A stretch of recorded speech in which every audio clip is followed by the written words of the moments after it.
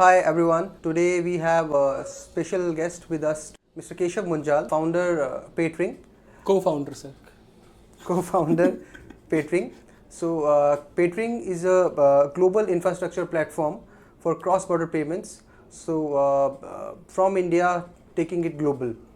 Right. So I welcome you, Mr. Keshav, for sparing Thank you time so and having much. this discussion. Thanks, Pulkit. I would say it's an honor for us as well to, present our views in this specific show.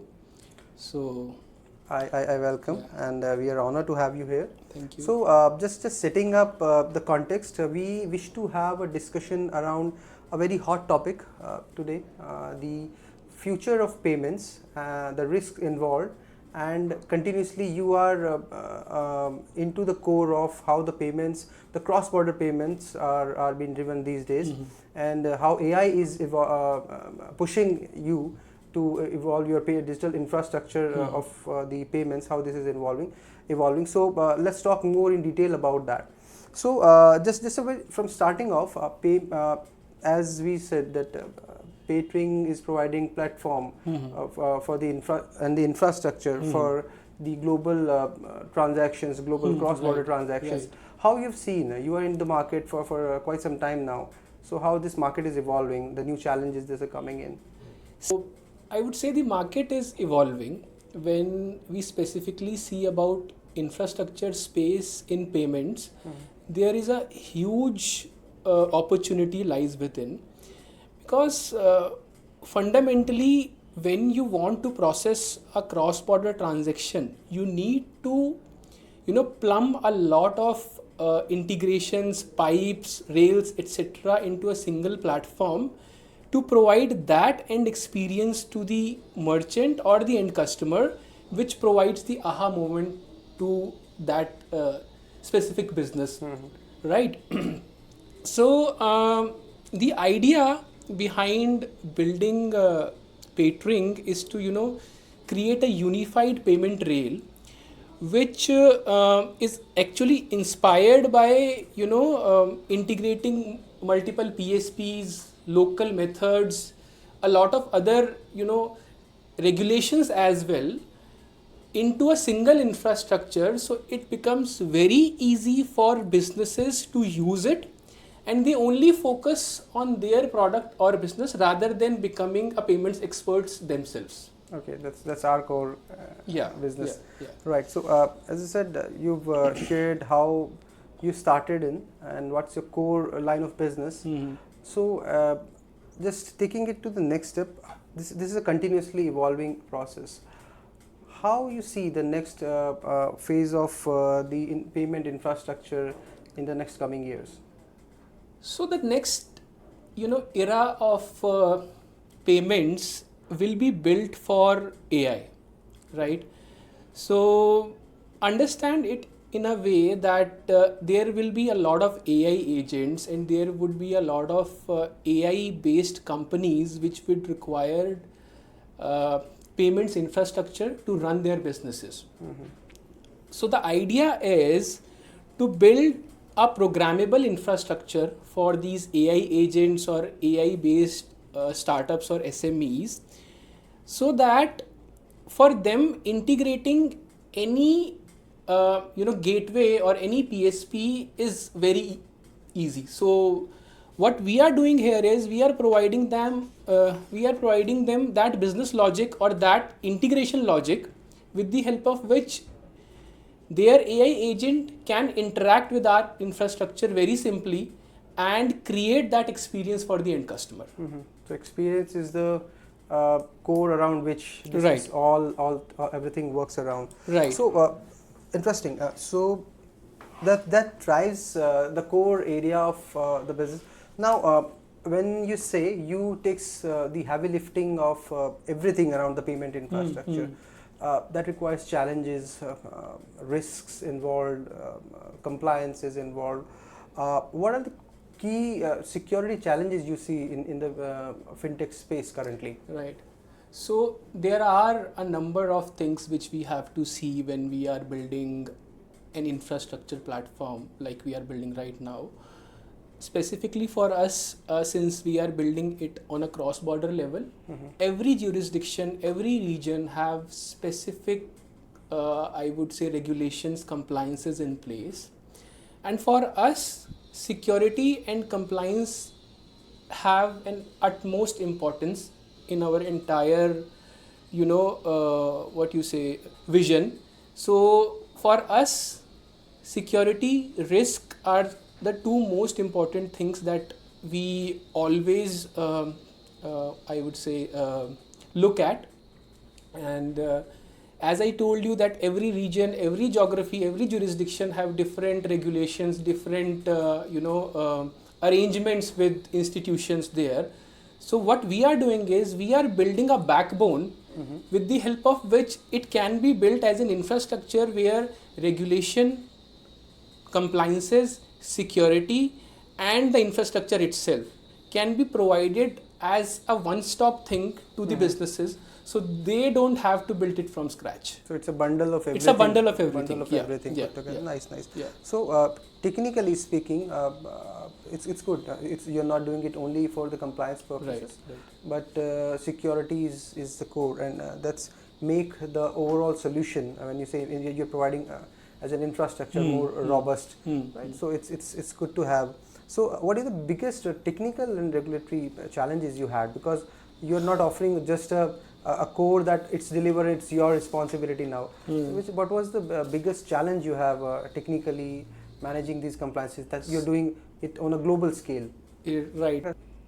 Okay. Technically, it is basically a problem which needs to be, solved. The biggest problem is that the whole ecosystem in this industry is very much fragmented. Now, integrating all those fragments into a single piece, into a single unified rail, is the biggest hurdle I see to develop a infrastructure of this level. And then in terms of regulation, as I told, that every region, every geography has a gatekeeper. Right. They decide those regulations. Correct. So you have to build the infrastructure in a way that you are compliant with those regulations in one go. So for example, if you are building something for Middle East market, or maybe for Southeast Asian market, then you have to see which regulators are already there and which are the basic things that they require in order to launch your platform into those market. So we have all of those things already in our infrastructure available. Oh, very nice. So that anybody, any fintech, any PSP, or even any of the enterprise as well wants to use our solution for their end customer, they don't have to do that heavy lifting at their end. They can use our infrastructure and go live from day one. So that's good to hear. That when money is involved, finance is involved, this is, and you are doing the heavy lifting part, that okay, you can rely on someone that they will do everything from platform to the regulatory to the compliance to security. So it's a one-stop solution. I need not to have multiple vendors and multiple partners. It's good. But leading on from here, trust is the core. Correct. So how do they trust you, and why do they trust you? Because so I would say, yes, you are right. I mean, trust is a product. I mean, for an infrastructure related product, trust is the key factor, right? If anybody don't have any trust in a platform, specifically in our industry, payments industry, nobody will use us. So, trust is built when every transaction work at every instance. So I would say, in our industry, if a transaction fails, it breaks the trust at that level only, right? And to build this trust, as I told you earlier as well, we have integrated ourselves with hundreds of PSPs, payment methods and rails around the world, so that the end customers or end merchants' trust cannot be failed. So what we provide is a seamless experience where our engine optimizes the transaction route. Our AI engine predicts that this is the most optimized path for this transaction, by keeping the success rate high and keeping the transaction fees low. Okay. So that is, I would say, a winning formula which we are, seeing with our merchants. So for you, this work. Yeah. Otherwise, we normally call trust is the byproduct of resilience over a period of time. Yeah, I mean, it builds that is up also over true. That is also true. This is working. Yes. It's good to know.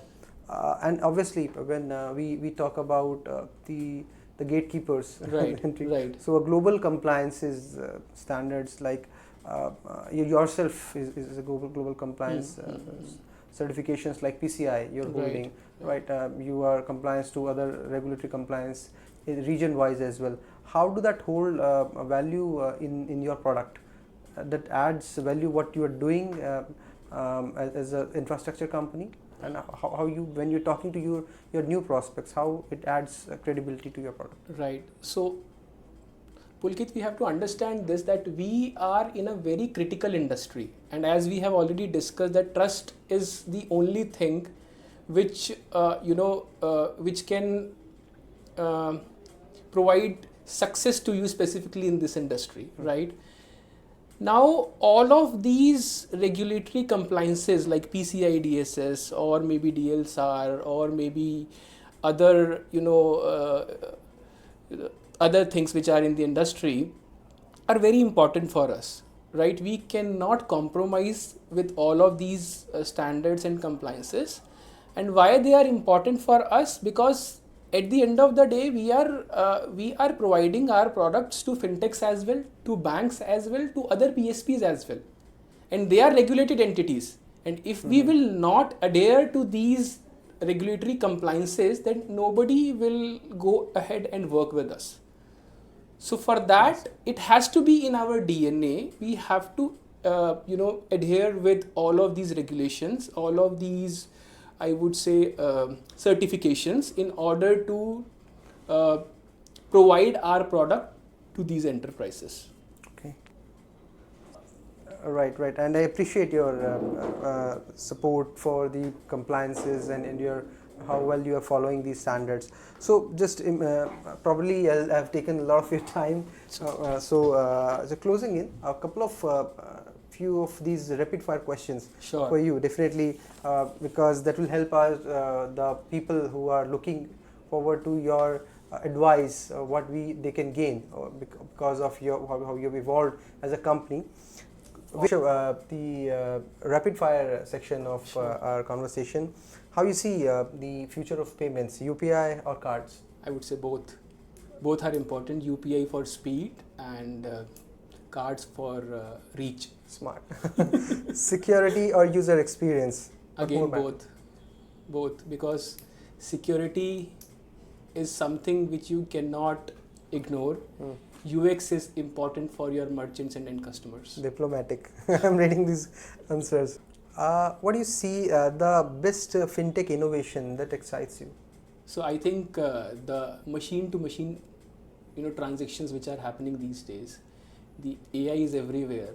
So the next phase would be, providing this infrastructure to these AI agents so that they can autonomously do these transactions. I guess you have skipped my next question, which was about the biggest challenge you see in the payment ecosystem. I would say we have one more thing which I would add here. Love to hear. I would say still the whole ecosystem is already fragmented. So, still there are a lot of things which has to be, integrated into one unified rail to solve this specific problem, I would say, especially for cross-border. Okay. And what is the important piece of advice to the founders who wish to make this big in this industry, from your learnings or from you doing it globally, right? From our opinion, if I say from our opinion, so everybody should solve the infrastructure first. If infrastructure problem is solved, then scale will automatically, bring in. So you focus on your business, I'll take care of the infrastructure. Yes, right. Sir, in this continuously evolving business you are in, very challenging, we know this. You came, every business opportunity is a new learning, True. a case study for Yeah, you. yeah. Anything specific you think that was a transformative for your business line?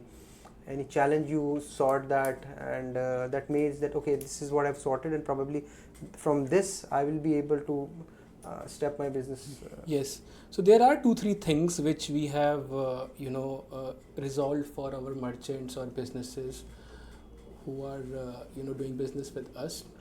So the first thing is reconciliation, which is the major issue for every business these days. The transactions are happening from, multiple mediums. They are happening from offline modes as well. They are happening from online modes as well, and they are happening in different regions as well. There is no single source of truth available. So we have solved this by, providing them a unified dashboard or a unified platform where they can monitor all of those things. They have a complete visibility of all the things in place. And the second thing is, cross-border, as I told you earlier as well, is very much fragmented. Nobody knows how to take money from their end clients who are outside India, right? So we are doing business with many of the exporters who seriously don't know what are the mediums to take money from their end customers in India. When we speak to them, they have only few things in their mind, that we can open a virtual bank account in that region and can have that yes. But there are a lot of other things available as well, with the help of which these exporters can actually take money from their end customers by providing their local methods or their local transaction experience to their end customers. So that was the wow factor which we are providing to these merchants who are looking to provide these kind of experiences to their end merchant. True. So imagine, an exporter who is from J&K, Jammu and Kashmir, and let's say he sells saris and shawls, right? And he exports to Middle East, he exports to US and Australia as well. Now, if he don't have an infrastructure or a platform like us, then what he has to do? He has to either go into all of those specific markets, he will go there, integrate their domestic methods with his website or mobile app, and then he can provide that experience to that end customer who is sitting in different regions across those geographies. But if you see it, technically he cannot do it at one go, because there are a lot of hurdles involved in that. First, he has to open a legal entity in all of those regions to acquire local methods of those regions. Second, he has to integrate all of those local methods into his website or mobile app, whatever he is using. And then he has to manage all of those 3 providers or rails separately. So you understand how big this is, how important is this to provide a unified experience to a business for whom his business matters the most, right? This is an additional headache or an additional effort that that business has to manage. Absolutely. So you are making payments, international payments, local. Yes, exactly. So exactly. that's nice. So all the hurdles, hustles have been wiped out for the small businessmen. Right. So good to know, and we wish all the very best for your business. And this case study specifically, in a one-line statement, what you just told us, that making the small businesses think bigger and global. So this is very, very much appreciated, and we wish you all the best, and we'll be in continuous touch for your future growth in the business line. Thank you so much. Thank you so much, Pulkit.